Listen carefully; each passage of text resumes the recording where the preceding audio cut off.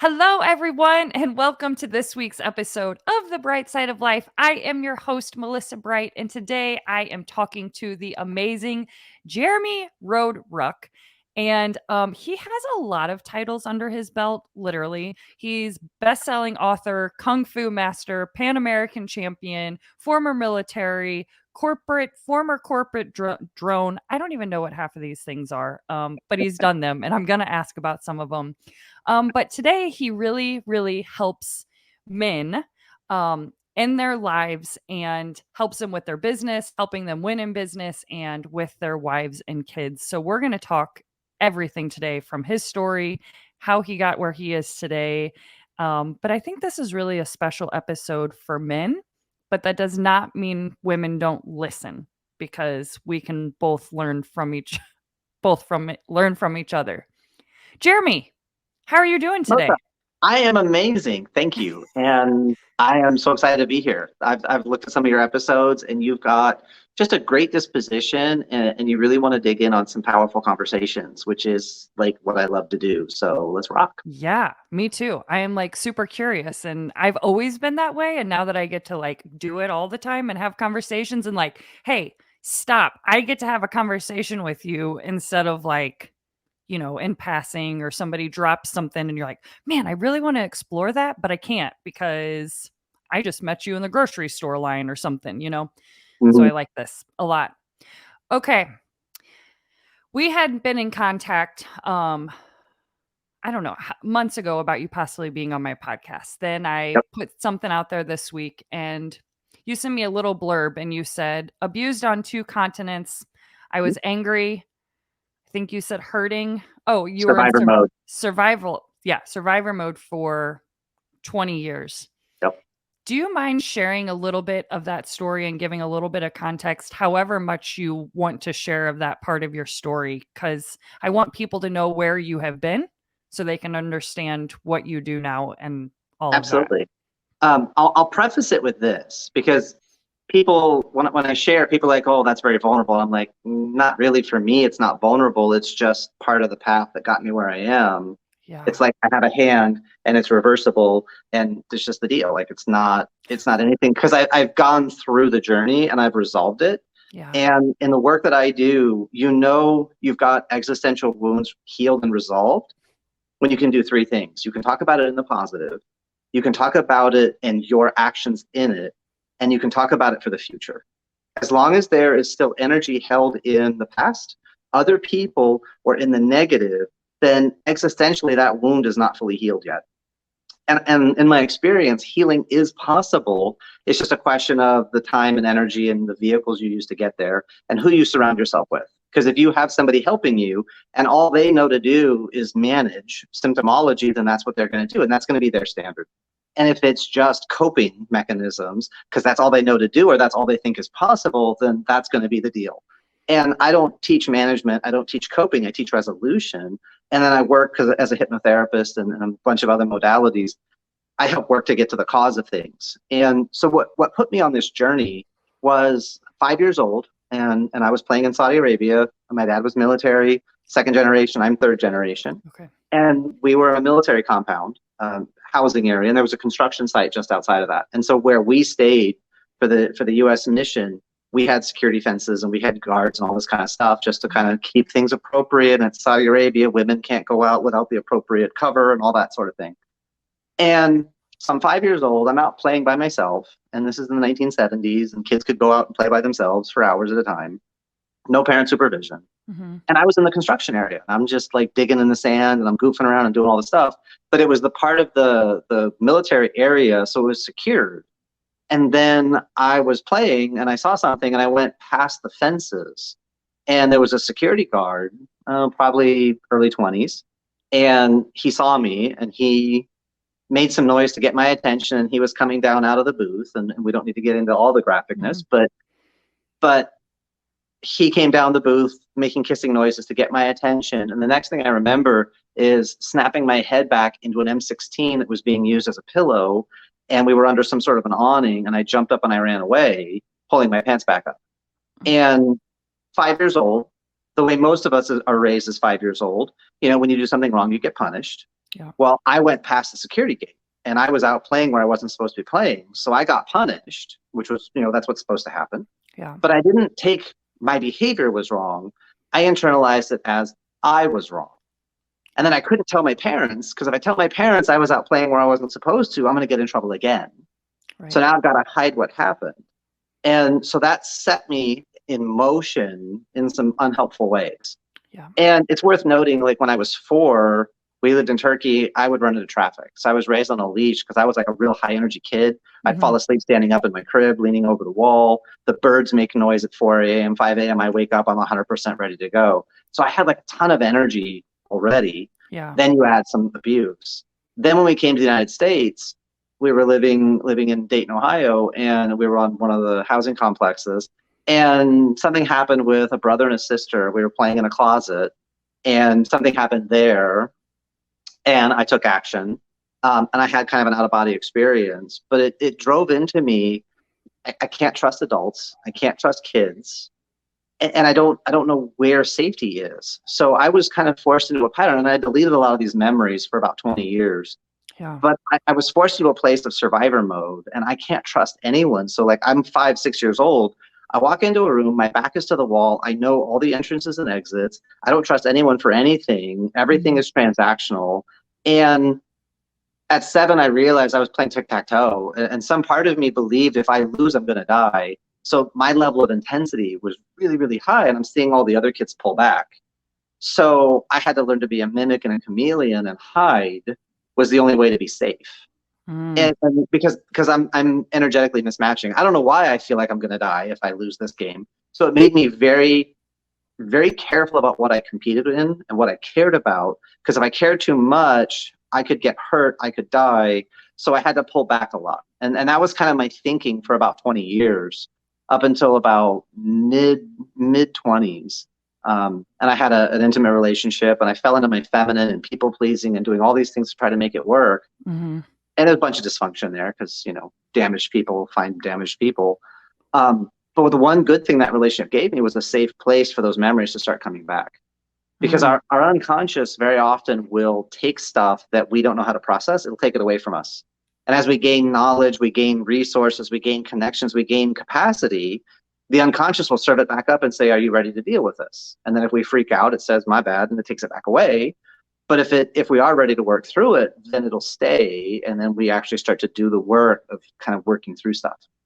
Yeah. So by that point, I was already a multi-degree black belt. I was teaching.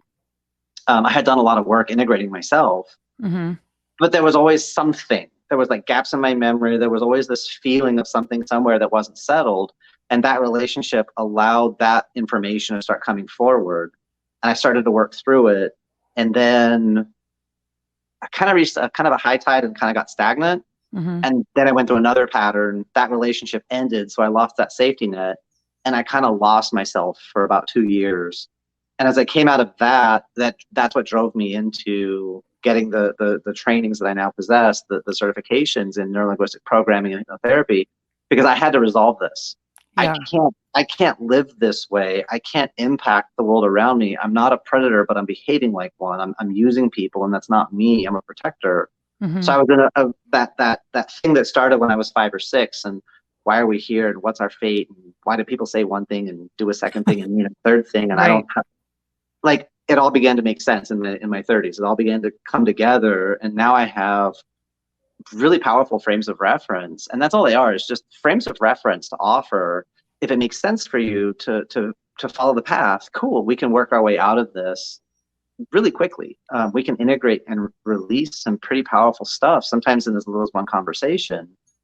Yeah. If you're at that thing called threshold and you're like, I can't live like this anymore, I have to make a change, cool, we can pivot that, because now we've got a point that we can pivot your model of the world on, and we can then rebuild it.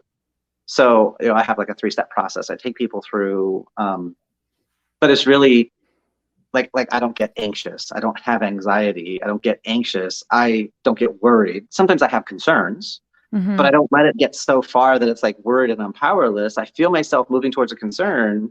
Okay, I need to dialogue on that. I need to like unpack what's going on. And my wife and I have language for each other to just, hey, I need some support on this. And we're able to ask for each other, what do we need? What's going on? I'm just feeling like I got a lot of lines running in my head right now. I'm getting Right. overwhelmed.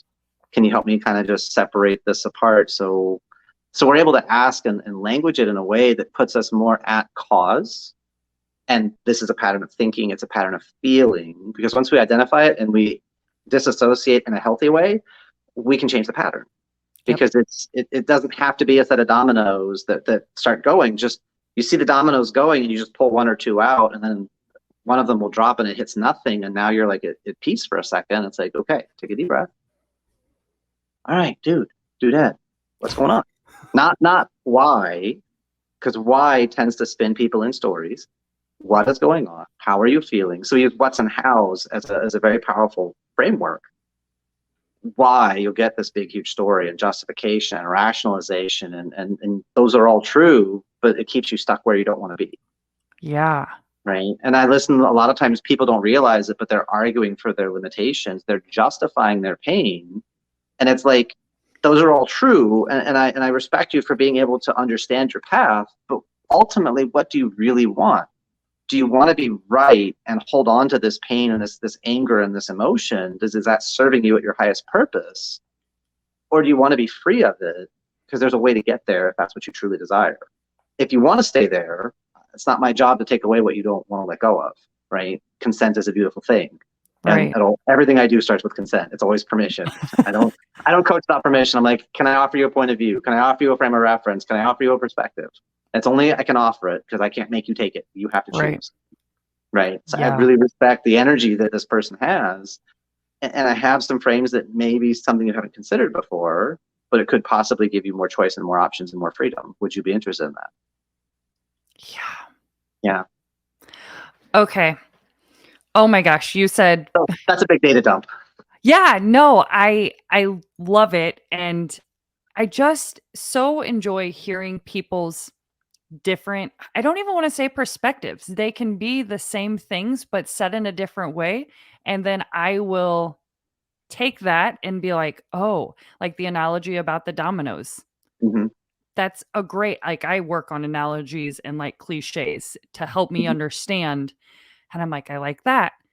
And Mm-hmm. then you said the something about the why, because I'm very guilty of that, because I've started always asking myself, where is this coming from? Why is this happening? Mm-hmm. And now you just said, well, then you do kind of get in the cycle of telling Get in a yourself loop. stories. And I'm like, Right. oh, But yeah. I saw a meme one time that someone put out, and it's like, why do bad things happen? Because you're dumb and make stupid choices. It's like the question why doesn't, there's not enough context to that. It's Yeah. just why, because someone licked all the red off your candy when you were two. Like the why doesn't matter. What do you Yeah. want? Because why is just the backstory. What do you want? What do you want to feel? What do you want to think? How do you want to live? How do you want to operate? Well, I can't have that. Okay, now I know there's a story. I can't have that. Okay, what not? Why do you believe that? What allows you to believe that? What makes you believe that? What drives you to that belief?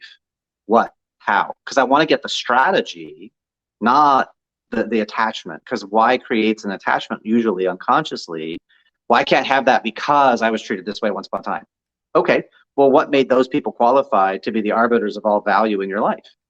Just because they didn't give you, like I know someone who has a mom wound and they want approval from their mom. Okay, does your mom have approval in her life? Does she feel approved by her parents? No. Okay, how can she give you what she doesn't have? She doesn't know what it's like to have somebody validate her and approve her. So if she doesn't have it, how can she give it to you? Because she doesn't possess it. Oh, so what could you do to validate her? What areas, I realize a lot of her momming wasn't great, but what parts of her momming did she do that was good or that you learned from to make your own standards that serves you in your life? You can say, hey, thank you. Mom, I know everything wasn't sunshine, Skittles, and rainbows, but because you were this way, I learned to operate this other way. And I think that has served me and my family and the people I love so much. Thank you for you being you, because it helped me to authentically be myself. And we might not see eye to eye, but at least I Mhm. have enough strength of character to own this piece because you had strength to assert yourself in this way. And that way we can unplug the fault, the blame, the guilt, the shame, and we can just appreciate, even if they gave you a bad example, they gave you a standard to push against and say, I'm not going to be exactly like that. Oh, well, isn't that a fantastic thing to now possess? And that's why positive self future You're unpacking it, the strongest possible interpretation of that story, so you can let go of it. When I was 26, I realized I'm the first me my parents ever raised. The next time they do it, they'll do it right. And I was mad at them for stuff that they were supposed to show up for me in some way, but I never told them about the abuse. So how were they supposed to know? I remember when I was 14 and my mom was like, "What happened to you? You were such a nice kid when you were 4." So she gave me a cry for help, right? Because you either get a loving response or a cry for help. So she gave me a cry for help, and I responded with a cry for help. As I said, I killed him and took his place. This is who I am now. Because what I received was, we don't like you at 14. We liked you when you were 4. But when I was 4, I ran into traffic. I was raised on a leash. I couldn't do a bunch of stuff. You would rather have me behave like a 4-year-old than behave like who I am now, which felt like rejection. Yeah. So now I feel attacked. Now I'm going to attack back. And I then threw stuff at her. I killed him and took his place. Deal with it, bitch. And I walked away. And I look at that now and go, man, she gave a cry for help. I gave a scream for help. And neither of us got what we needed, and just more hurt feelings. Wow, that pattern didn't need to happen. But she didn't know how to listen because she didn't know I was 10 years into or 9 years into being abused and not dealing with it. So how is she supposed to know, or how is she supposed to show up when I don't let her? So at 26, I realized, oh crap, there's a bunch of stuff they didn't do because I didn't let them know, because I wouldn't let anybody know. And I felt this weight drop off of me because it was resentment and tension and hurt feelings I was carrying that I did to myself. They didn't do that. Yeah. I'm the one who created these rules for them that they never showed up for, but I never told them the rules. So how can you play a game like that and win? You're just like blowing my mind left and right. I've been in this space for 40 plus years at this point. Like I've been helping people for 26 years professionally, 27. Like I love this stuff. I really do. And to get to the cause, not to blame, not to put fault, but just take ownership and go, well, that was my game, right? That there's rules I didn't tell you about, and now you're being held a judge, jury, executioner, but I never told you, so that's not really fair. Yeah. You know, so if I'm gonna yell at my kids, first thing I ask is, hey, did you know you were supposed to? Yes. Okay, now I get to yell at you. Yeah. And I'll tell them that. Okay, you knew, but you didn't do it. Okay, now I'm gonna yell at you. Right. If you had forgot, I would have taught you. I would have educated you. But you forgot. Thank you for your honesty. So I'm gonna yell at you. But because you were honest, I'm not gonna yell much. Yeah. Seriously, what are you thinking? Like, let's walk through this. You knew what to do. What got in the way? Not why didn't you do it? What got in the way? Yeah. Right. So I'm able to ladder them to start deconstructing their own problems to get to the impact of the desire and the outcome they want, versus you are bad. You're amazing. Your behavior needs work. You're amazing. Your behavior could be better. How you're acting could be better. So we're separating identity versus actions so that they have an intrinsic sense of self-worth independent of their outcome. At the same time, they're accountable to their outcomes because you got to take action. Right. Yeah. Holy crap. Okay. I'm trying to form this question in a way. Just throw it. Okay. So you obviously work a lot with men, and I'm assuming it's because you're a man and that's easy and you understand men. Mm-hmm. So then I started thinking, I was like, okay, well, I know a majority of my listeners are women, and I don't want them to think that I don't want to help them either, because the men that you help are probably usually, like you said, married with a wife and kids. So there's two people. We're now dealing with two different people. The men that might have an issue or thinks he has an issue, but then there's another part to it. And I'm going to give you an example of my relationship. I feel that I have much more trauma than my boyfriend. For sure. Lost both of my parents. My dad was really hard on me when I was little, so on and so forth. He does the best he can with the shit that I throw at him, being usually overreacting, super sensitive. I have now worked a lot on this, but I'm not perfect. So my question to you is, what if people, like they're on two different journeys, or they're not in the same places of understanding and awareness? That's not really applicable like to my relationship, but it is. Because even I'm overly sensitive. What, according to who? What standard? What is overly sensitive? Right? You are sensitive. Oh, okay. This matters to you more than it matters to me. Awesome. Tell me more about that. Okay. Like help me understand where you're at. What are you feeling? How is this processing to you? Because the more I can understand what you're feeling, and that's for feminine, I separate masculine and feminine polarity because Okay. women can be in their masculine, men can be in their feminine. Those polarities will drive certain things, and there's a scarcity operating, and there's an abundance. Mm. And when you see people in scarcity, they run their instincts, and it's all about personal safety. Feminine in scarcity, feminine always is loyal to her feelings first, not her thoughts.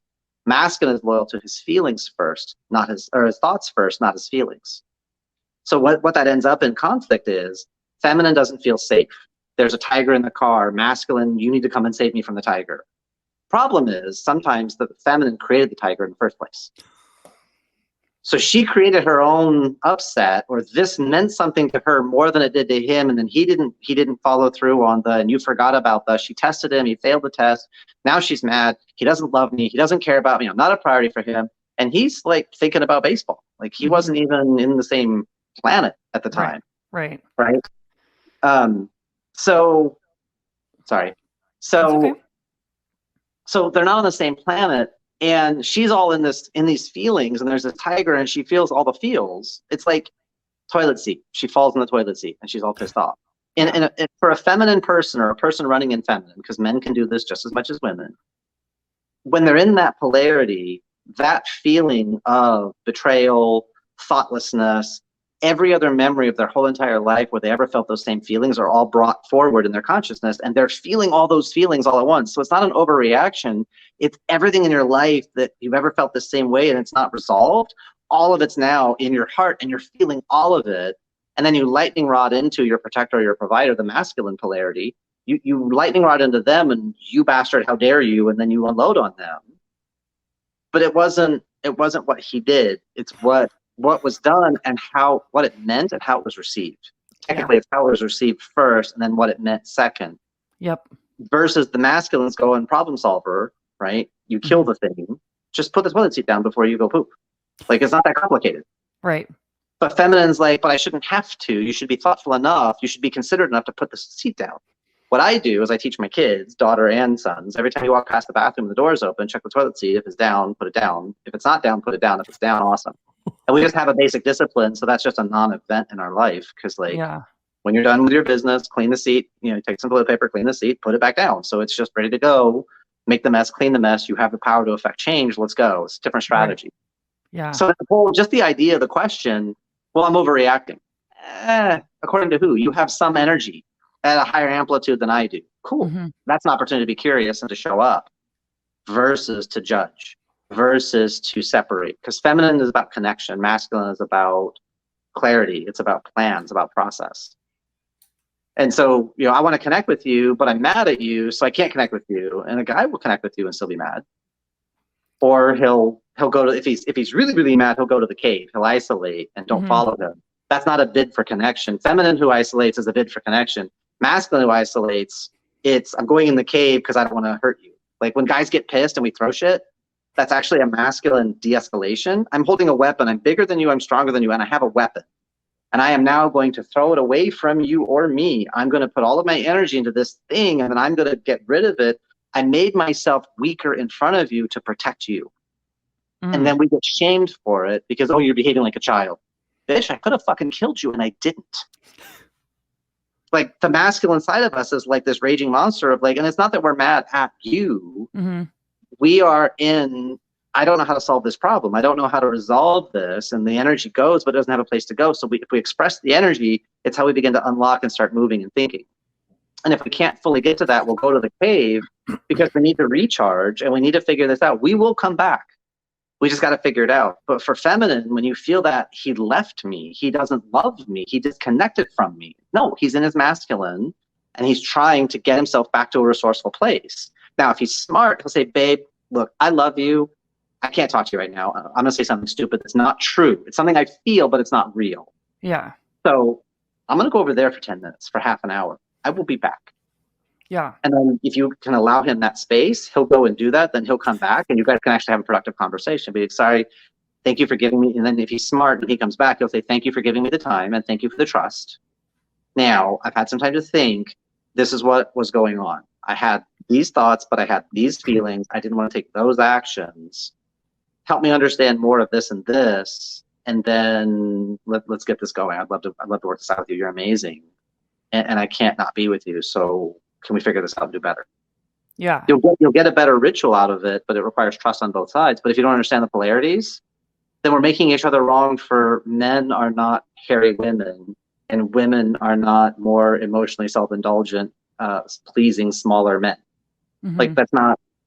Masculine is a unique entity, feminine is a unique entity, and when we respect those polarities and admire them, we get amazing things out of our partners.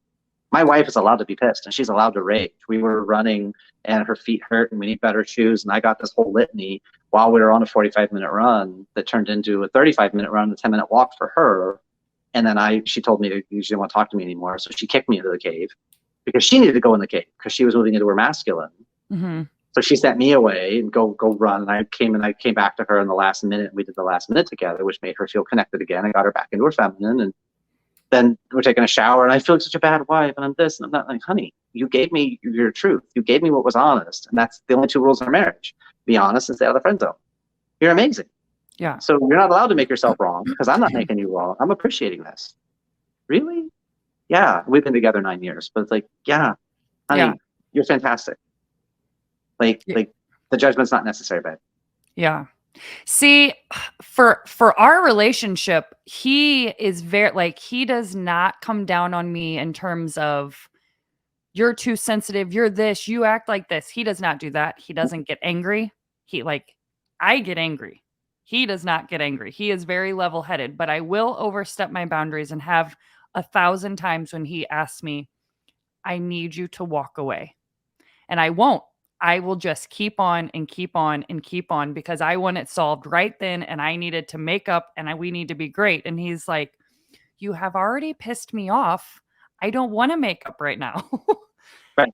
And I've gotten better. I'm like, Melissa, he is stating his boundary and you overstep it every single time because you just want the solution and the resolution and I'll go back hunky dory right this second. And that's not fair for him.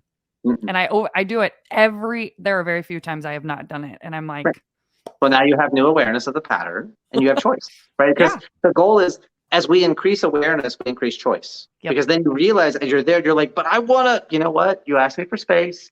10 minutes. Is 10 minutes good? Do you need more? Just put a parameter on it because that gives you a container in your feminine. It gives you a container to feel safe. He said 10 minutes. I can trust 10 minutes. He said 30 minutes. I can trust 30 minutes. You can't trust eventually at some point, some unknowable future. Your feminine, there's nothing for her to rest on. She can't I can't sit down on that. That there's just not enough. I need just a little bit more. And it's like, because feminine always wants more. Feminine, anything you give becomes bigger, always.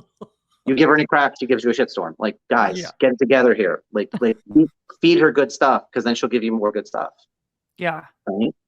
So it's just recognize that pattern. Cool. So when I give her that certainty and I give her space to trust, and then I follow through on the thing, it builds her trust in me, and it builds our dynamic. And it's more of an investment in the emotional bank account. So when things get difficult, it's easier to hedge on the positive. Wait a minute. He said that one time, 10 minutes, and then he did. And he's asking me for 30. I can trust for 30. 31, I'm going to be pissed. But 30, I could give him. Right.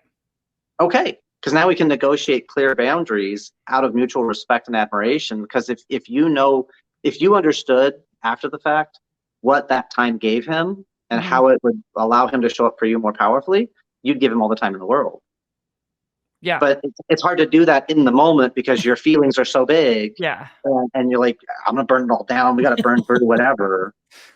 You know, like when I work with couples, we talk about divorce. I'm like, cool, we can talk divorce. Let's divorce the past and make a new beginning. Because the past brought you to where you are now and you don't like it. Doesn't mean you have to divorce the person in front of you. You can love them, but we can divorce past behavior. We can divorce past things.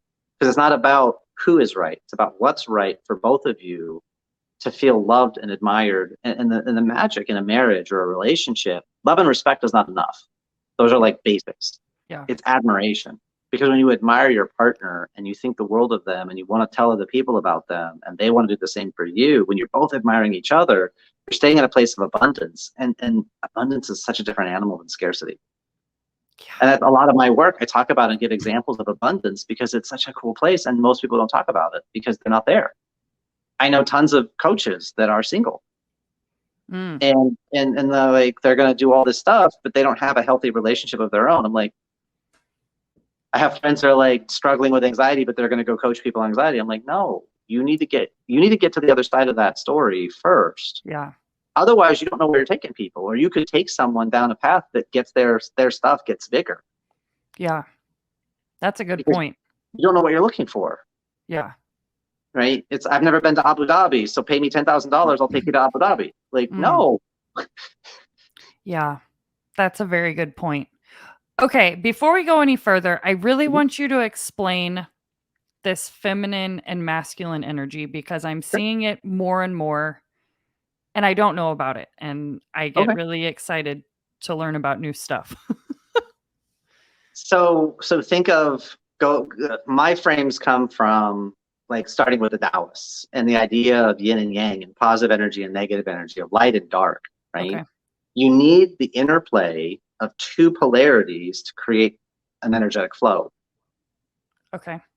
Right? Because you got to have like a battery has a north and a south. It has a positive and a negative, right? Hot and cold. We need these references, because if all we have is hot and nothing else, then the hot doesn't exist. Yeah. Right? Like free will versus fate. It's one or the other. It can't be both because they preclude each other. Because if it's all fate, then we have no free will, and if it's all free will, then fate doesn't matter. Yeah. Right? Yeah. They're two exclusionary systems in with the way they think and operate. So when it comes to polarity, look at nature, look at animals, look at like gorillas. You've got the big alpha, the big gorilla, the silverback, and you see the energy that he contains, and then you see the feminine gorilla and what she contains, and you look at that. And so you look at animals is where you'll see the polarity the most pronounced. The thing with human beings is, because we're self-aware, our polarity is more complicated because we can operate in either one. Okay. As a natural state or as a defense mechanism, right? So there's when I ran the martial arts school, I saw this most beautifully. There was a young lady, 5 years old, and she's a little tiny person, and her dad is a power lifter, and he's like upper 200s. He's like 6'3", 6'4", and she comes up to about his knee. And people look at masculine, they see the big power, the force, the muscles, the dynamic, the strength, and they think that's real power. But when we would tell her she did a good job, we would give her a high five, and then she would do a pirouette. And I watched this 600, or the 6 foot 3 inch tall, 280-pound man melt. And I saw his heart open, and he just kind of like softball a pudding, seeing his little tiny daughter and just her being in her natural expression of feminine. She's just flowing, and she's open, and she's receiving, and she's playing, and she's dancing, and the energy is vital and alive. Masculine gets a lot closed off. So we use a triangle as the example for masculine. Delete the distractions. Usually what I'll do for people, if you just take the base of your wrists and put it next to your eyes, and then dial in till your fingers are an inch apart. Cool. Now look around the room. Look around the room. Look around the room. That's masculine. We delete, we distort, we dial in. The feminine, everything opens up. So feminine, everything goes everywhere all at the same time. There's no such thing for feminine. There's no such thing as focus. There's only awareness, because it goes in all directions. Okay. Right? Have you ever walked through your room and you've had your pillows talk to you because they're not in the right place? Yeah, probably. Yeah. Like you have to tidy, you have to organize, you have to clean, because the environment is yelling at you. It's the environment is loud. Yes. Even if there's no sound, it's just everything's not settled, and this needs to be adjusted, and this needs to be moved. That's a feminine pattern. Guys do it with their tools, right? Because we do it with our tools, and the tools got to be put in the right place. But we don't do that in our social environment because it's not connected to our task. It's not dialed in the same way. So masculine deletes and dials in. This is why women who are feminine in their core, but they work in a masculine environment where it's a lot of high stress, high drive, they get exhausted because they're living in their masculine and they're disconnected from their feminine. So if they come home and do something that makes them feel kind of girly and flowy and put on something like silk and lacy and relaxed for themselves, not for anybody else, but it gets them back to their feminine core, and all of a sudden they don't feel so tense, they don't feel so stressed, they don't feel so depleted because they've gotten back into their feminine.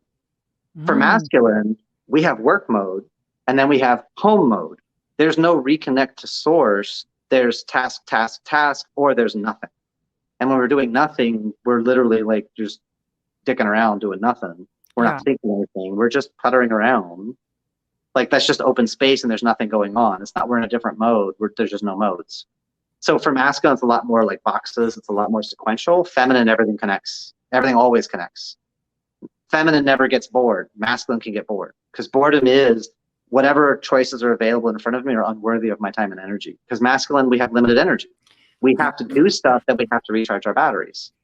Like we can work really, really hard, but then we have to rest because testosterone is built while we rest. Feminine doesn't have that same I need to do and then I need to recover. Feminine can move between lots of different things, and some stuff will be depleting and some stuff will be energizing, but just keeps moving. And there's never get it all done. There's never done. There's always tweak, adjust. Shit. Once you get your house clean, but then, but I didn't work out today. But I got a meal plan. And but I haven't talked to my sister or my mom or my girlfriend, or I haven't. There's always but then I haven't. There's never an empty space. And masculine, that's what we do. And that's why when masculine and feminine come together, we help feminine get to that empty space and just be. And feminine gets us to open up and experience and appreciate. And like, there's flavor, and there's colors, and there's sights and sounds and things you could touch and taste. And wow, there's like this whole world. Because masculine will just work until we're dead. Yeah. And not think anything of it and not know that we're missing anything because masculine just deletes. And like a guy will wake up in the morning if he's in his masculine and go, man, I'm sore. And then he'll just go through the rest of his day. And at the end of the day, he's like, God, I'm really, really tired. For a feminine person, if they wake up sore and tired, they feel that all day long. It never goes away. It's just there as they're doing a bunch of other stuff. Now, women can pop into their masculine and delete that stuff to get stuff done. That's why this polarity, masculine feminine polarity, is separate from whether your body has a pokey in part or a pokey out part. Yeah. Humans are just more complicated than our polarities, unfortunately. Right. And then you get into you have a natural, whatever your core polarity is. Okay. But then we also have filters we can put on top of that. Let's say you're a feminine person, but you were raised by a single dad who's very hard driving in business, and the only way to connect to your dad is to be like him. So you learn to put on a masculine mask. And then I have a masculine man who is raised, dad leaves or dies, but he's raised by mom and 4 or 5 sisters. So he knows exactly what not to be as a masculine person, but he doesn't know what to be. And then, so he's wearing a feminine mask, and then he and masculine core, feminine mask marries feminine core, masculine mask, and everything is amazing. And it's wonderful. And you're like nobody I've ever dated before. But as they get comfortable with each other, they begin to revert to their natural polarities where they've never lived before. And now their marriage is in conflict because she wants to be more soft and she wants to be more flowy instead of being that hard driven. And he's like, you changed. But he also feels the need sometimes to put his foot down and to draw some solid boundaries. And he doesn't know how to do that without getting real emotional about it because he never learned to regulate his clarity and speak to what he actually wants. And so now they're both in turmoil, not because they don't love each other, not because they don't respect each other, but because their polarities are mismatching because they're dropping the masks to get to real and they don't know how to do that because they never had it modeled for them. That's a real client situation. And I worked with a husband. Well, we resolved it in like 3 or 4 months. And they now have a new son, 2 daughters, but they now have a son. Yeah. His side business is now picking up to take the place of his main business. And life is amazing because he's able to own his polarity. And as he's getting more solid in his masculine, because she's feminine in her core, she's more adaptable than he is. It was easier for her to move into her feminine as long as he's taking the masculine. So their polarities were able to shift, and they were able to find a new way of being married to each other. Right. Because they both got to who they really were more and more and more. And then, the work I did with him, we resolved his wounds with the father. He had some stuff with his uncles and a brother of his as well. But we got those wounds resolved. So now he's able to just own and not have a resentment or a fear of the masculine. So now he can fully embody who and what he is without the judgment and without the resistance. Holy crap. It's fun. I don't even know what to say. I got to understand all this stuff more, and I will. But so my question would be to you first. If you start with a client, where do you usually start, and why is that your starting point? I think I know what you're going to say, but then if you say I think you're going to say, then I'm going to ask you a follow-up question because okay. You are the first person in terms of a male talking about the feminine and masculine energy in terms that I've really paid attention to. And so now I'm like, this is sparking my interest. I want to understand this. Mhm. So where do you start with them? So hold on one second. Go for it.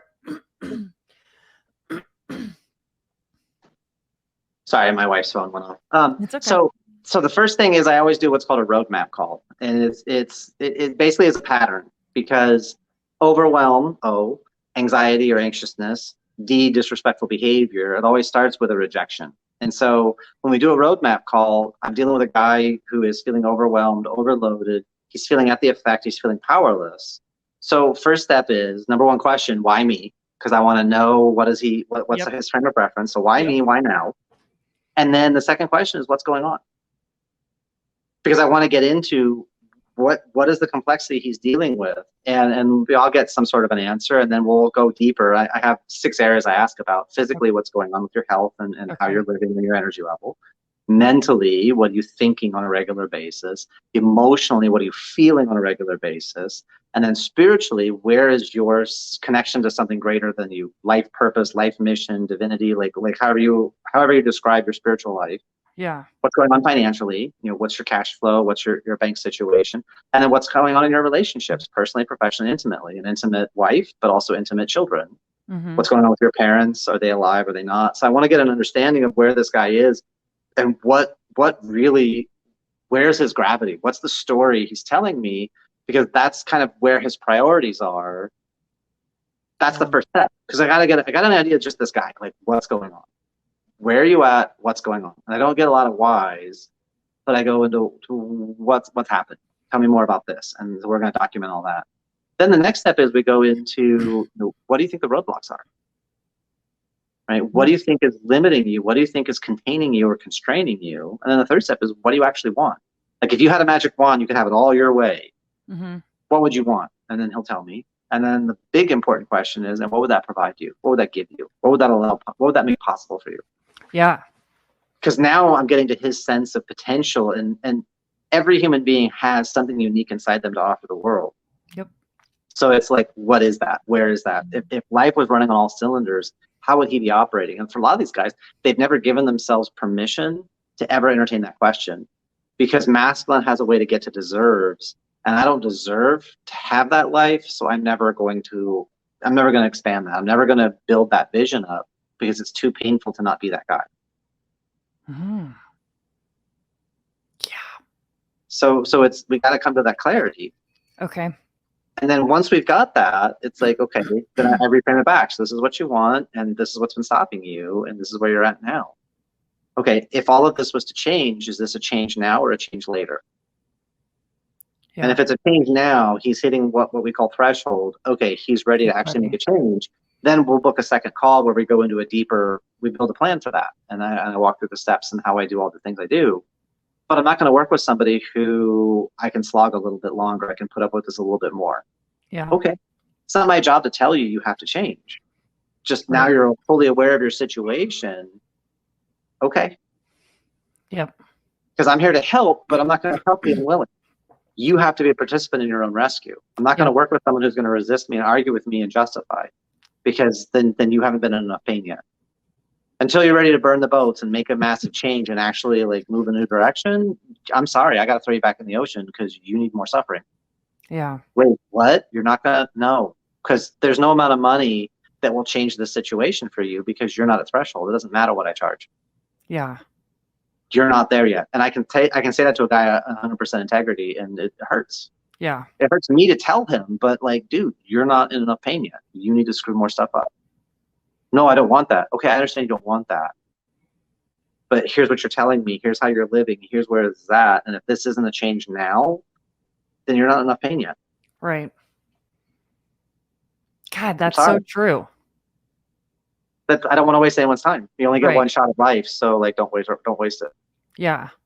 Yeah. If I could sum that up, it's like I always say this, but like when you have the breakdown, that's usually when the breakthrough happens. That's the start. Yeah. Yeah. The old order has to fall apart.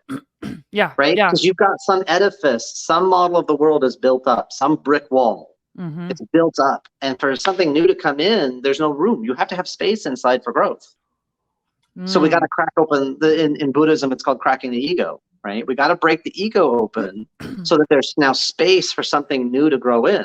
This is what we do. If you ever go join a fighting gym, first thing they're going to do, if it's a real fighting gym, the first class, the first day you're there, they're going to hurt you.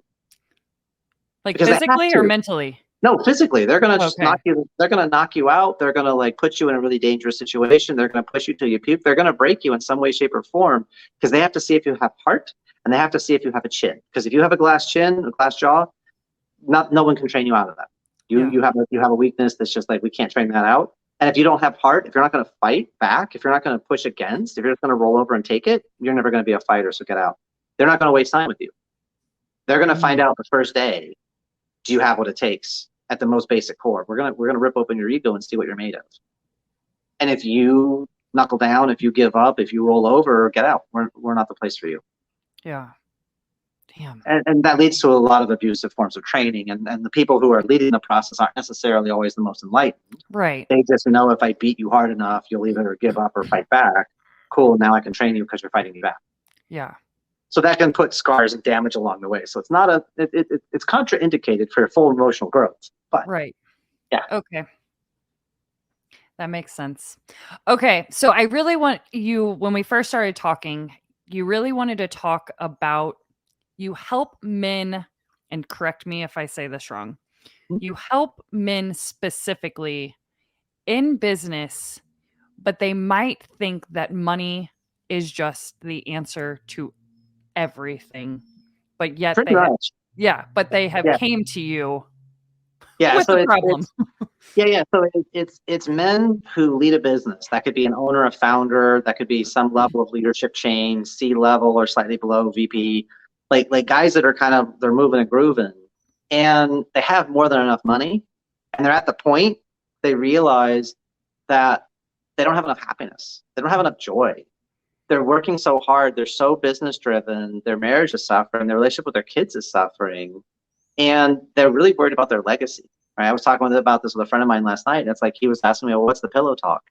And it's like, the guy's talking to his wife, and it's either I'm losing you and I feel powerless to stop it, or I'm losing the kids. And everything I say to them, they don't care. They resist. They resent. They push back. I don't know how to get through to them. I don't know. The love is there, but the skill set to reach the kids or to reach the wife, the skill set's not there. And more money, he's past the point of more money is the answer, because it never is. If you have, we've got billionaires getting divorced. Yeah, right. Right? I can already tell you in those dynamics, knowing nothing about their situation, I know three things. The men in those marriages were not present, they were not playful, and they were not powerful with their wives. Because if a man shows up for his wife, present first, playful second, the power that he will have with her is fun and joyful and juicy. The minute you start putting expectations and obligations on each other, the passion's dead. Obligatory sex is not fun. Doing your wifely duty. The expectation that you have to do a wifely duty, or for the husband, you have to do a husbandly duty. You go make the money, but then I get to decide everywhere and how it all gets spent because it's my money and I get to choose. No, that's not healthy. That's a petulant child. But I make the money, so you have to take care of my house and you have to be available for me. That is also a petulant child. Like that ownership, that's not fun, playful, sexy ownership. That's expectational ownership. It creates resentment. It creates tension. It creates friction between the two parties because it's not an even joyful place to play.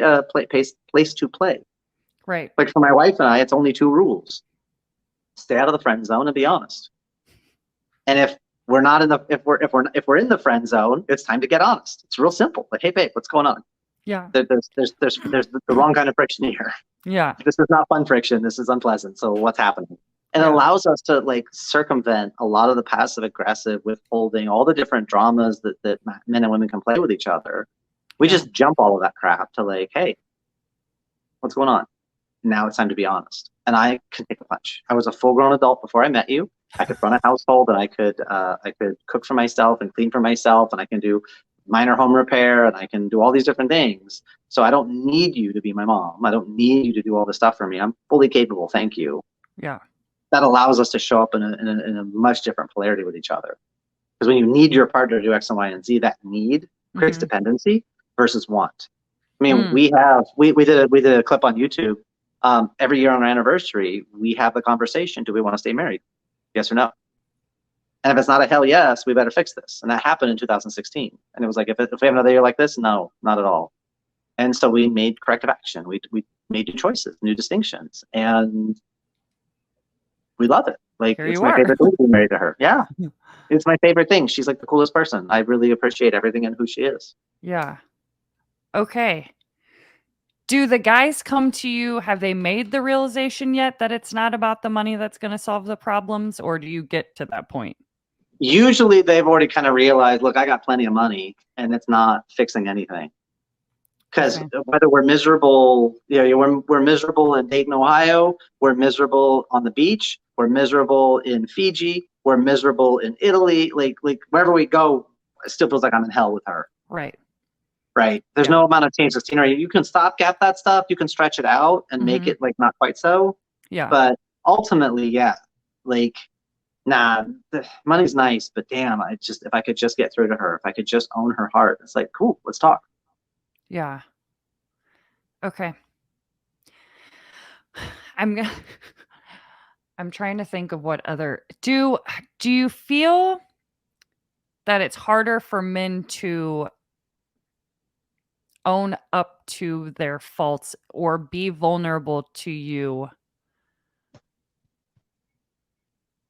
Because that's like saying, I have a problem, and that's kind of like really hard to admit, especially to another man, but I've kind of ran out of freaking solutions. Yeah, usually not with me, but to the world in general, yes. Okay. So for guys in their masculine, we are problem solvers, we are protectors, we are providers. And if we have a gap, if we have an opening, we don't want to reveal that because it can be used against us, right? Because we're producing a result, and when we commit to producing a result, we take ownership. It's our plan, it's our process, even if we didn't tell you what it was. But we're going to run this program, and if we don't get to the answer, a lot of times it's rather than seeing, oh, my plan needed to be adjusted, I'm the failure, right? We identify with, like, a lot of guys, their net worth is their self-worth. And how much money they have is how valuable they are. Like, I have never heard a woman say that he's out of my league and I could never be with him. I have to go make more money or get a nicer car, or I have to this or that or the other to be with him. But guys will say that. I got to make more money. I'm not at her level. I gotta make this. How could I provide for her? How could I this? I gotta be at her level. Like, guys have this thing about being at a level, and a woman, when she decides she wants a man, like, that's it. She's like, well, I want him and I deserve him because I'm amazing. Even if they're living in the gutter, even if they're homeless, even if they're living in a car, he's lucky to have me is almost always the feminine attitude. Masculine gets caught up in the I have to deserve, I have to earn, I have to make this. And that's why we separate, because women can sometimes run that pattern of I have to deserve this. Yeah. That's not feminine pattern, that's masculine pattern. Because feminine is I make life. You owe me. All of you. All of you owe me your existence. Right? Yeah. And that's not, masculine doesn't have that entitlement. Feminine does. But you could have guys who are running that entitlement because they're in their feminine. But they'll look totally jacked and be ripped and all this stuff. Yeah. But they're running a feminine pattern in that area of their life.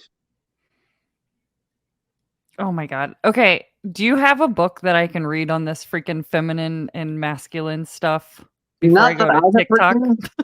Yeah, not that I have written. Come check me on TikTok. Yeah, I'm doing content there all the time. I'm making people mad. It's really funny. Well, because I'll say something and, well, why did you say women? Men do that too. I'm like, well, yeah. I had somebody go back and forth with me because she was like really trying to hammer on that I should be more magnanimous. And I'm like, but that doesn't get any attention. If I say stuff that's completely neutral and totally fair and balanced, nobody pays attention because they're like, oh yeah, that makes sense. And then they ignore it versus the stuff that makes them mad. So she went back and forth with me, like 8 or 9 comments, but how many other people saw the churn and it made the algorithm push it up? Because sometimes I'll say women do this. And then in the video, I actually say, well, it's actually your partner. It's in the feminine. Yeah. Like, I'll soften it afterwards because I really do. It really is. The world works best when masculine and feminine are at the highest levels. Yeah. That's when they're both appreciated, loved, and respected for who and what they are. that's when everything is amazing. And that's what keeps us in abundance. Yep. And abundance is available anytime we choose to notice it. Right? We don't have to have a certain amount of money to be abundant, because you can give love for free. You can smile at people. You can hold doors for people. You can encourage people. It costs you nothing to be kind. But that's an act of abundance. That's not an act of scarcity. Yeah. So you can choose, even if your bank account is zero, you can still choose to be a loving, warm, giving person and light the world up around you. And what's crazy is the more you do that, opportunity flows towards you and money flows towards you. And when you have a brighter attitude, oh, the world seems a brighter place. It's like magic. It is. You become the company you keep, and people want to be around you because you make them feel good, and you make them feel good about themselves. Like, it's a beautiful thing. Yeah. Mm-hmm. So you did say that earlier about abundance, and I feel like, I don't know if it's just like the path that I'm on, that this obviously is a word for me because I just read The Power of the Subconscious Mind and Mm-hmm. all this stuff, but it is also coming from people's perspective. So coming from a woman that grew up in a poor family, my abundance equals money. Right. Usually. So how do you explain abundance for people just so they can understand, and maybe they don't just define it by their own definition like Cool. I Well, would? first thing is, if you're sitting down, stand up. Okay. Am I Yeah, standing? because there's people that can't do that. They Okay. don't have legs, or they have legs but they're strapped to machines because their legs don't work, or they're in a hospital. At one point in my life, I collapsed a lung and I was in the hospital for 11 days. Did it twice. I got better at it because I was only in the hospital 6 days the second time. Yeah, I don't recommend it. It's not a one big fun time. You don't gotta tell me. My mom, sorry to be a Debbie Downer, but my mom passed away from COPD and her lungs collapsed 3 times. And she said, I'm done. I'm not. She said it was the most painful thing in her life to like have that thing. Yeah, I don't know the collapsing lung is the most painful. It was the weirdest, because I was collapsed, I think, 11 days the first time. Ugh. And I was teaching falling safely workshops. I was running kung fu classes. I could do all my normal stuff, but I couldn't pop, because then when I did, I went into a coughing fit for like 3 minutes. Okay. See, she was hospitalized for her each time. Oh, I don't know what any of that means. Yeah, no, I was hospitalized. When your lung collapses, your lung is basically wet tissue paper saran wrap.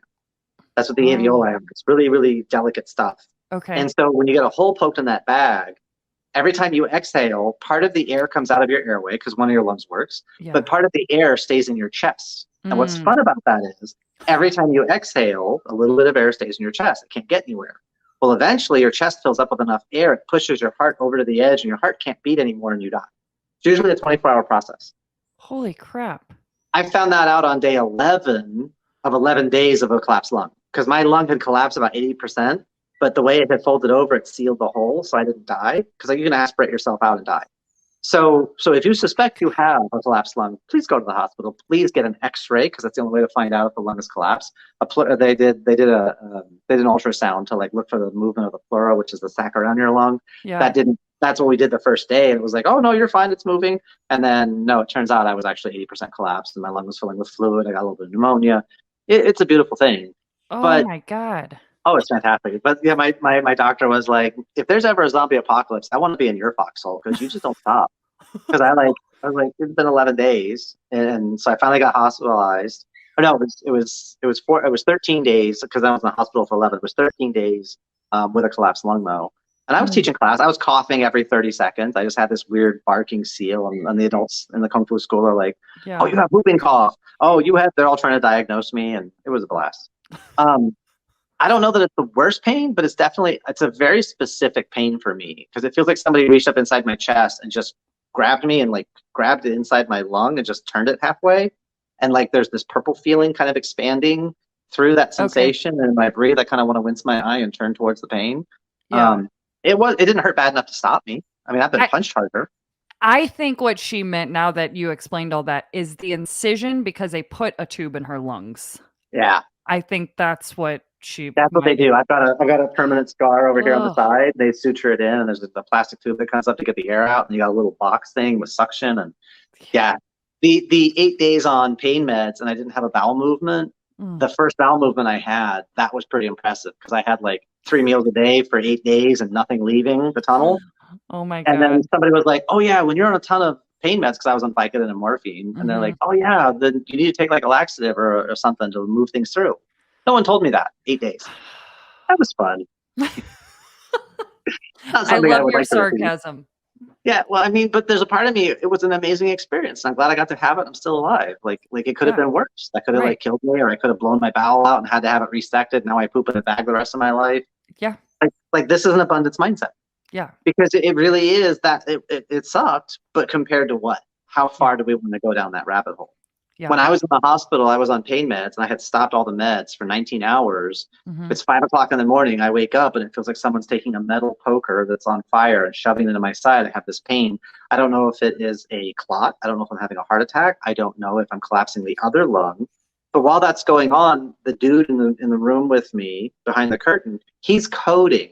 So when I'm pressing the button for them to come check on me, they come in to check on him, and they wheeled him out of the room after half an hour. But I'm like getting to the point I can barely breathe. My vitals are going up because no one paid any attention to me.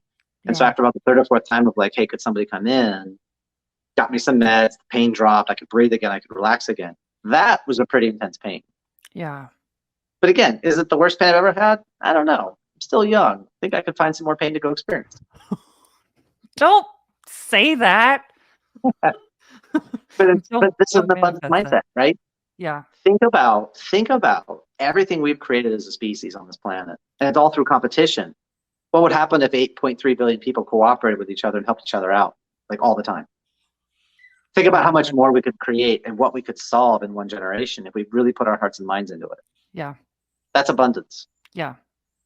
Yeah. Right? Abundance is available anytime. Just take a deep breath. You feel your lung has the capacity to open and close. That's abundance. Yep. Versus your lung losing capacity. Every breath, you can breathe a little bit less and breathe a little bit less. That's a downward spiral. Right. So abundance is available if you can move your body, if you can walk. No, it's not at the level you would like, maybe, but if you're crawling, you're still going to laugh at anybody sitting on the couch. Right.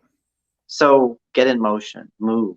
That's really where the abundance isn't found in static existence. It's found in dynamic action. We're meant to move. We're meant to groove. Money is meant to flow. When you hold on to the money, it becomes worthless because of inflation, because of rising price index, because of money has to move. Yep. When you hold on to it, you just kill it. Yeah. Because money's just a tool. Yeah. Yeah. I will totally. Oh my God. I haven't even told my audience this yet, but I was doing a money mindset 30 days of it because I have money stories and money, whatever, from not growing up with money. And I realized I really needed to change that if I was going to be successful. And this is nothing to do with my business. This is just, well, I think I just manifested it. But within the last month, I've made over $4,500. And that's not even like business related. It's just miracles that literally have happened. And I'm like, I no longer say like, this was just random. It is not random. Like I had a number in my head. It was not that number, but that's freaking amazing. It is. And if you're open to what's available, there's a lot more available than you realize. Right? If the universe, because the idea that's given somewhere, it's better to give than receive, that's unbalanced. Because if everyone's trying to give and no one's trying to receive, there's nowhere for the giving to go. Exactly. So you have to learn to receive. Yep. Right? Even think about, we talk about limiting beliefs, right? Most people are raised, don't talk to strangers. And then we're also told, don't take money from friends. Yeah. Right? But think about what those two beliefs set up in your mind, because beliefs continue until they're unthought. So let's unthink that for a second. If you have the idea, don't take money from your friends. You ever done something for a friend, you do a favor and you do a favor and you do a favor, and then you ask them for help and they're not available to give you the help, but you know they're available, so they're kind of lying to you? Does it make you feel good, or does it make you feel kind of pissed? Pissed. But if you have a friend, you do a favor for them and they give you like $10, they buy you lunch, and then you do a favor for them and they like, get you a gift card or send you something nice, and then you do a favor for a friend and they do this other nice thing for you. Then when you ask them for a favor and they just don't have time or they don't want to make the time, does it hurt as much? Right. No, because there's a balance there. So just simplify it and just let them pay you for whatever it is you did, and you say thank you and you move on. Whatever they pay you, it's $100, $1,000, $10. Just the fact they paid you at all, cool. I can take money from friends, of course. It's just a simpler way to exchange value and no attachments. Yeah. Now, don't talk to strangers. A lot of people go into business and I'm going to take money from you and I'm talking to you, so you're not a stranger, but you're not a friend. So in your brain goes, what are you? You're not a friend and you're not a stranger, so what's left? Enemy. Mm. So now I'm taking money from an enemy, and I wonder why I'm resistant to taking money, not receiving money, not accepting money, taking money from a stranger. No, from an enemy. Oh, but strangers have everything I need. And when I was a kid, I was told not to talk to strangers because my ability to evaluate a goodness of a person wasn't so good. Now as an adult, really, are they a stranger or are they just a friend I haven't met yet? Yeah. Oh, and then I can take money from my friends. I can receive money from my friends. Oh, all of a sudden those beliefs start to get softer, and strangers have everything you want. Yep. Right now, a stranger has the money you want. They want to pay you for your time and your energy and your service, your expertise. So it would be rude to refuse it. You should just accept it and say thank you. Yeah. Yeah. So we can rework those beliefs really, really quickly. It doesn't take years of therapy and all this stuff. It doesn't even take 30 days. Just one good conversation. We can remap a belief, and just move on. We can uninstall that, put in a new one that's better, put that in place, and then move forward. Yeah. That's the joys of being a hypnotherapist and understanding how the unconscious mind works. It's like, that's really cool. Your kids are having trouble sleeping. Cool. Just put them into a hypnotic induction. Start talking lower and slower and breathe a little deeper. And as you're talking to them, and if you slow yourself down, they begin to slow down with you. It only takes about 30 seconds. And then Don't hypnotize me right now, damn it. But after a minute, your kids are asleep. Instead of what most people do is they get worked up and it's time for you to go to sleep and you need to shut down. You need to sit down. You're getting more tense. You're breathing higher in your chest, and your anxiety and your energy. And now they're modeling you because they're gonna mirror your energy, and you're spiraling up. They're gonna spiral up. So make it go slower. I created a video I have on YouTube to help parents put their kids to sleep because I had a client with a 9-year-old who was having panic attacks at bedtime. I'm like, that's silly. He's 9. What does he have to be worried about? He's 9, right? Yeah. And so I just recorded a 20-minute. It's a heart activation where you breathe into your heart, but it's a 20-minute clip, and I get a message from her like an hour or two later, and she's like 9 minutes. He was stressed out and worked out. I played that in 9 minutes. He was out. I'm like, cool. And it's free on YouTube. I want to give that to somebody that I know that they lost their brother, and he's younger, and he's really having a lot of issues. Yeah, I believe with that. That's hard. I want to try to send that video maybe. The challenge there, if you can help this younger person think of all the good times and all the memories you had and what lessons you can learn to carry forward so that the sibling's memory, your brother's memory never dies. Yeah. That you can share who he was and what a great force. And you can get into a place of appreciation because we don't know how long the journey of life is. It could be the next 10 years, it could be the next 10 breaths. We don't know. Right. But if you can get to a place of appreciating what you have, because you can look back on your whole entire life together and look at all those things that actually happened, you can hold on to those. Our daughter was born 13 weeks. Well, she was born 14 weeks one day early and spent 13 weeks in the NICU. She was 1 pound, 1.8 ounces. So kind of less than a bottle of water. Yeah. And for about the first week and a half, we kind of drove ourselves crazy because, well, is she going to talk? Is she going to this? Is she going to that? What about? And we were going like 20, 30, 40 years in the future. Is she going to get married? We're going to have kids? We're going to have grandkids? Yeah. We're driving ourselves nuts. I was like, hey, babe, we got to stop because this is silly. And let's make an agreement. We're going to control what we can control, which is our attitude and our focus. We're going to influence what we can influence, which is each other. We can't control each other. We can influence each other. We're going to let go of the rest. And when we did that, we flipped the focus. Instead of looking into the future and what might not happen, we said, she's born and it's now 2 weeks. Let's celebrate what we have with her. And every day that we get with her, we'll celebrate something. We'll find something because we know what we have. And however long that journey goes, we're going to appreciate what we have for what we have because the future's not guaranteed. And there were 2 moments where she might not have made it through. Yeah. But she did. And then she came home and she was on oxygen for 8 months. And then we were told she's going to have asthma or lung disease or this or that because she was on a ventilator and she was on a respirator, all this stuff. She's going to be 8 next month and she has no fear of anything, loves to climb high places and loves to run and swim and go full speed. No asthma, no lung disease, no limited capacity because she was a baby who didn't speak English and she didn't know what they said. And we don't push her, but we encourage her and we do stuff. We're active as a family. Yeah. So she's active as a human being and she's amazing. That's And we still awesome. appreciate every day we have with her and don't take her for granted. We don't take each other for granted. We appreciate. I wake up in the morning and my wife is alive sitting next to me and she's breathing and she's asleep. I'm like, yes, it's awesome. Right. I had a lawyer help me with a legal situation. And I hadn't heard from him for a while. And I was concerned because like we got to deal with some Yeah. stuff. And so it took me a while. I finally got a hold of his assistant, who's his wife. And she was like, yeah, unfortunately he passed away Oh my gosh. in his sleep. So she woke up next to him dead. Oh, And exactly, I was right there. I'm like, oh my God. And I wasn't married at the time. I wasn't dating. I was just like, I can't even imagine. So now yeah. every morning when I wake up and my wife is in bed and she's breathing and I'm like, we get another day together. Cool. Yep. I don't take her for granted. Yeah. It took me 38 years to find her. I'm not gonna just expect her to X or Y or Z. I'm gonna appreciate. That's an abundance mindset. Yeah. Because when I live in expectation, things get more painful. When I live in obligation, things get more painful. Because people don't live up to your obligations for them. Crazy. They're gonna have their own experience. They're gonna have their own things happen. And it's like I get resentful of them for not doing the thing that I wanted them to do, that whether I told them or not. It's like, hey, it's cool, life happens. What can we do to get around this? What can we do to get to our result? Instead of taking it personal. I was going to say, I feel personally attacked, Jeremy. Thanks.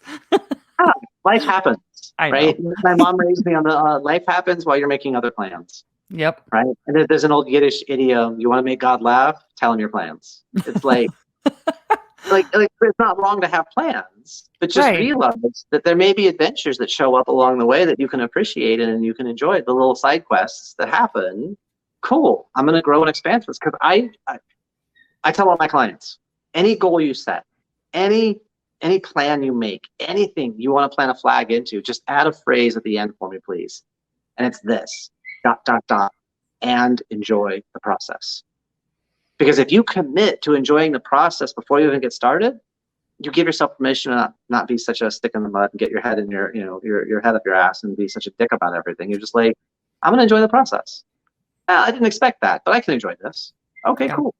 And now I can explore, and now I can have fun with this and not take it so to heart and be so like we're all dead men walking, right? We're all worm food waiting to happen. Yeah. So make peace with that now, and then you can enjoy everything else, because none of us get out alive. Yep. So, and I have that. My kids have been hearing me say that their whole lives. Yeah. Kid, you only get one shot at childhood. You only get 18 years to be a kid. Don't be in a hurry. Yeah. Because you will never get a chance to do it again. Yep.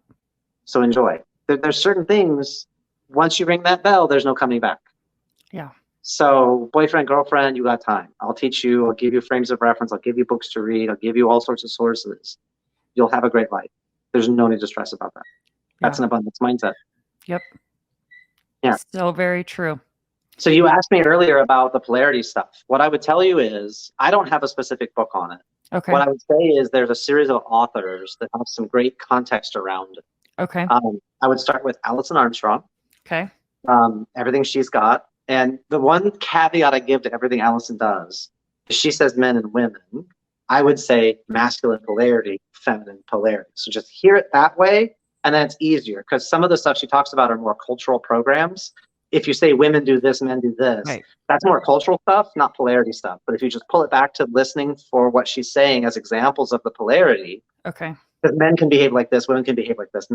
But 80-90% of the people men run mostly masculine patterns, women run mostly feminine patterns. Sure. So if you just kind of correlate that, you'll get a different result. There's a guy named David Dida. The number one book I would recommend is a book called Way of the Superior Man. He's got some other stuff that some people take issue with. I haven't read his whole body of knowledge. I've been through pretty much everything Alison has, and she's amazing. Okay. I love her work, and a lot of respect for her. But David Dida, Way of the Superior Man, solid. Some of his other stuff I haven't been through, so I can't comment on that. So I'll just caveat that. Okay. And then there's another guy, if you want to get more into like the Buddhist Taoist stuff, there's a guy named Mantak Chia. And do I spell that? Mantak, M-A-N-T-A-K. Okay. Chia, C-H-I-A. Okay. And he's got a bunch of books, masculine, feminine, but it gets into like Taoist dual cultivation. So it gets into some sexual practices, and it gets into some hinky stuff. So if people they're not cool with that, like some of his stuff will be hard to swallow. Okay. But if you're open to that, it could be really enlightening and really interesting stuff. Okay. But he's got like the multi-orgasmic man, the multi-orgasmic woman, the multi-orgasmic couple. He's got like a reflexology and sensuous massage. But in Okay. all of his works, he does a book specifically for women, a book specifically for men. In all of that, though, he talks about the yin and the yang and how it flows. Right. So these are all these are good reference points. Okay. Versus there's a definitive, because part of it, separating polarity from cultural conditioning, Yeah. that takes some work. Because like Right. in the Hispanic culture, the concept of machismo and men have to be a certain way and women have to be a certain way. Right. Like understanding some of those cultural frames, that also impacts the actual natural polarity expression of a person. Sure. And that's why I like to look at the polarity versus men should, women should. Right. Those are arbitrary rules. Yeah. But this polarity, the way testosterone affects the brain, the way testosterone drives through the nervous system, tends to do these things to a person's psychology. Estrogen, progesterone tends to do these things to a person's psychology. And we're seeing that with people who are trans and switching genders. And we're seeing a lot more of how their psychology gets impacted by the neurochemistry and biochemistry. Okay. Because we're literally seeing people injecting things to create other patterns within them. Right. I'm not here to judge that or say it's icky or weird. It's just, it's a way of living life. Yeah. And what can we learn from it? What can we appreciate out of it? Right. Because, people feeling good within their own skin is like massively important. Yeah. How can they show up if they feel wrong all the time? How can they show up for anybody else and give fully if that part of them feels unstable or unbalanced? Yeah. Right. And then, but there's a lot of people that build a lot of bigger judgment. I don't judge. Just evaluate the stuff. Like, what's good about it? Yeah. Because everyone needs room to breathe. Everyone needs room to exist. Yep. I totally agree.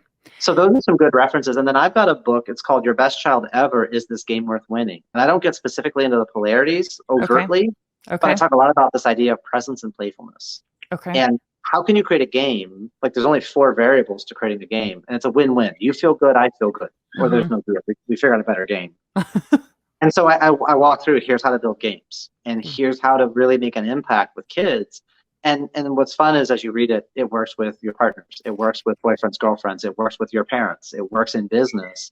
Yeah. Because the more you can take down the judgment and turn up the appreciation, the more you can build rapport and influence, easier life gets for you and for others. Yeah. And you're more just open to possibilities.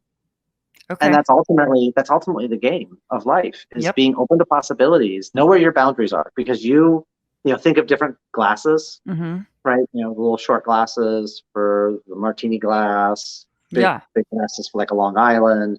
So you've got these different shapes. Each of us has our own boundaries, our own form of container. Yeah. Cool. Know where your boundaries are. Own that. Not make others wrong for not having your boundaries. Well, you're not a Tom Collins glass, you bastard. It's like, put it on a martini glass. Like, different vibe. Cool. Appreciate that. Right. And then, because I have a cross section of a lot of people. And I've got people on the far right, people on the far left, and they all yell and scream at each other. And I think they're all pretty cool, amazing people. Right. Yep. Do I agree with them 100%? No, I don't have to. And that's okay. Yeah. Because their perspectives, what's the truth between the two that comes together? It's like mental health, mental illness are a false dichotomy because they set up, those create potentialities. Yeah. I look at mental process on top. And then you've got a scale, because we can do cognitive behavior, we can do all these different things, but we can also do medication. Yeah.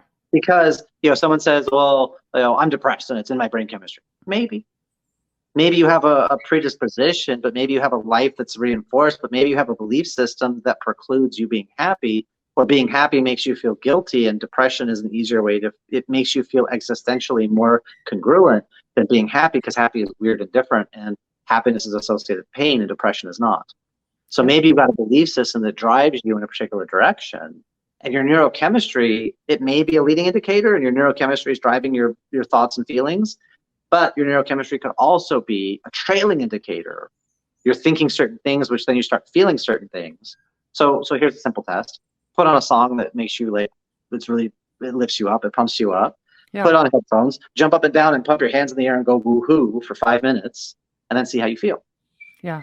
stare into a mirror for 5 minutes every day with a big ass smile on your face, looking into your own eyes. The biggest goofy smile you can make, and you look in your own eyes and do that for 5 minutes every day, because that starts to impact your neurochemistry. Because when you activate your face, it actually starts to stimulate muscles. It starts to affect your dopamine. It affects your endorphins. It affects your oxytocin. This big, huge smile for 5 minutes for no reason, if you just smile and look at yourself and talk a little silly, it starts to change your neurochemistry.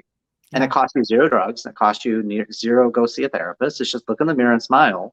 There was a study done with people that were clinically depressed, and 19 days after they started the study, in 19 days, all those depression symptoms went away. Wow. It doesn't cost anything, and it's the goofiest shit to just sit there and smile in the mirror first. So just do that. See what happens. Yeah, exactly. Take action, see what you can do. Exactly. And that's the brain is plastic. Neuroplasticity has been proven. The brain is adjustable and malleable, and what we think about more. Our thoughts can affect our gene expression. They can affect our physiology. We can worry ourselves sick. Well, then why can't we excite ourselves healthy? Yeah. If you spend 5 hours a day thinking about all the misery and pain in the world and in your life, is that going to lead to a vibrant physiology and a healthy body? Nope. No. It's going to drive you into depression. It's going to drive you into ulcers and all kinds of toxic stuff. Well, then what if you just spent 5 hours a day, even 5 minutes a day? Imagine yourself covered in golden light with the biggest smile in the world, blessing every single person you could possibly think of, and imagining them covered in golden light and all good things being given to them as it's given to you, and back and forth. Yeah. If you did that for 5 minutes a day, 5 hours a day, what does that do for your health and vitality and your attitude? Yeah. Lifts it up, because you're envisioning and seeing and feeling, lifting people up. Doesn't cost anything. Why aren't we teaching this to kids in school?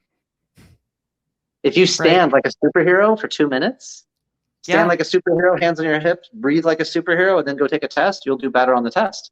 Because when you stand that way, it activates the part of your brain for confidence. Then when you sit down, that neural network has just been lit up. It's still latently lit up as you take the test. You're still running the chemicals in neurochemistry, and the brain parts are lit up for confidence. You still take the test. You still are operating in confidence. It's awesome. Why aren't we teaching this to our kids? Yep. I mean, there's a guy that created this thing called Power Pose, and he teaches this. Yeah. But if you go look at ancient Buddhist and ancient Taoist and even ancient Hindu temples, you'll see people standing in these postures. Because why? Because those postures embody different energy states and different ways of feeling in our body. Yeah. So this back, head up, nice and tall. It's really hard to be depressed when you're standing up in a certain way. But no, I have a story, I'm depressed. Okay. Well, even though I'm happy and even though I feel good, I'm really depressed. It's like, okay, well, think you can or think you can't. You're right. I'm not going to argue with you. You're the master of your own inner world. I'm not. Yeah. But what if you could feel better and you didn't have to have a depression linked into your identity? Right. What if you have moments where you get depressed, but then you can recover? Oh yeah, when I remember this or that, I can feel better. Yeah. It's just a story. Yep. Would it add to your life or not? I don't know. Only way to find out is to try. That's all I'm offering. Is just the idea of the try. Yep. Yeah. I love it. I love it. Jeremy, how can people get in touch with you if they would like to work with you or find out more about your work? Easiest way to get, if you want to talk to me, the easiest is go to bit.ly/ all lowercase talk to Jared. And it'll dump you into my 15-minute roadmap call. Just block out some time. That's free. Even if you're not a man who owns a business married with kids, if you're just a person who would like to talk and get some support, because it might not be appropriate for me to work with you, but dollars to donuts, I can give you some references, whatever you've got going on. Either I have friends that dial in on that, or I have resources, podcast, books, resources to like, here, go check these out. And usually I'll do that with people who aren't ready to work with me either. Like, you seem to be in some more suffering and pain. Cool. Well, here, go check these sources out. They might help support you to get there faster. Not cause you more pain, but just give you frames of reference to get your result. So there's that. I'm literally the only Jeremy Roadruck online. So if you search for Jeremy Roadruck, you'll find me. There's jeremyroadruck.com. And then I am active right now on TikTok, like 3 to 4 videos a day on, and they're short, like 3 minutes or less. I've got one, I think that's 8, but they're all like 30 seconds to a minute. And they're quick hits of just some insight, some positive motivation, some positive thought, and roll with it. So that's TikTok at Jeremy Roadruck. Perfect. And that's it. And then I'm most active on Facebook. So I'm usually on there, Jeremy R. the Kung Fu Guy. But again, the only Jeremy Roadruck in the world, easy to find. I love that. Yeah. And then on my website, you guys know whenever his episode is live, obviously it's live now. If you're hearing this, if you go Yeah, to his individual episode, you click on his bio, it has everything right there. So you just click on it and it's boom, it's easy. That's why you filled out that guest form, Jeremy, to make every absolutely. I figured you smart. Yeah. All right. I have one last question for you, and I ask Quicker all than of me. my guests Oh, this. yes. In your own words, what does the bright side of life mean to you? Appreciate. Oh, that was the quickest answer I think I've ever gotten. Hmm. It's appreciation. That's always get out of expectation, get out of obligation, get into appreciation, and everything gets better. Even when it sucks, if you can appreciate the fact that it sucks, like, God, this sucks, it's going to make a great story later. Because the Yeah. minute you say that, it's going to make a great story later, you presuppose, I'm going to get through this and I'm going to have something good to tell. Yep. You set yourself up for future success. And it's a mindset that you can teach. I'm a guy who lived 20 years in anger and scarcity and back against the wall, afraid of everything and angry about everything and didn't know why. Yeah. And now I'm on the other side of more than 20 years living differently.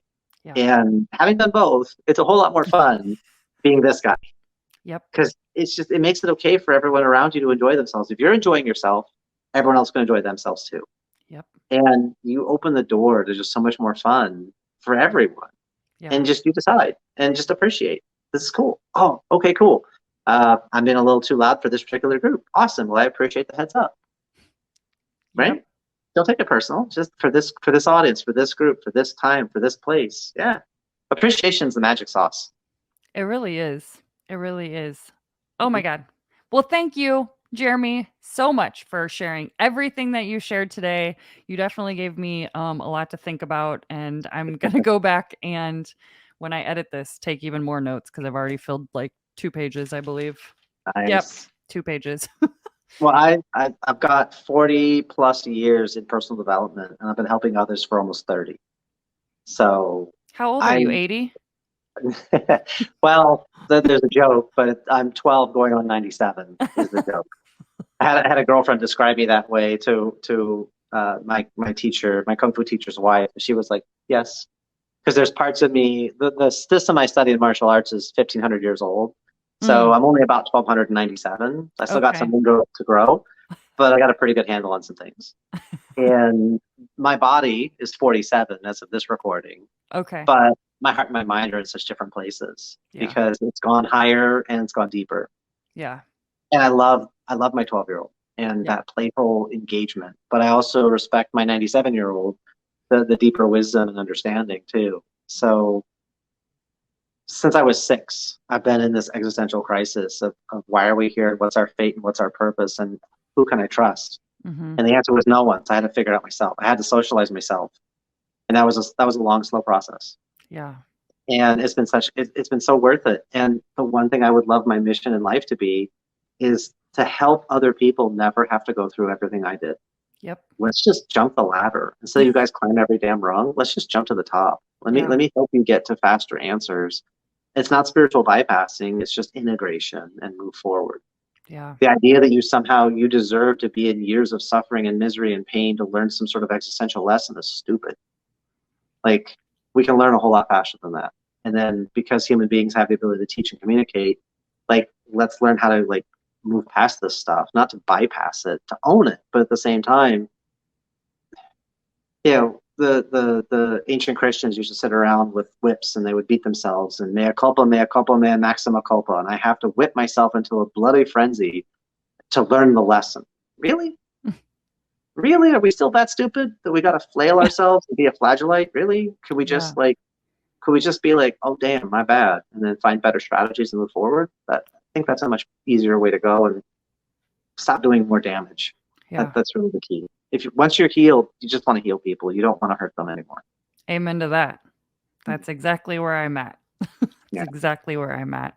Awesome. Jeremy, thank you my so much. pleasure. It's been a joy. Thank you. Yes.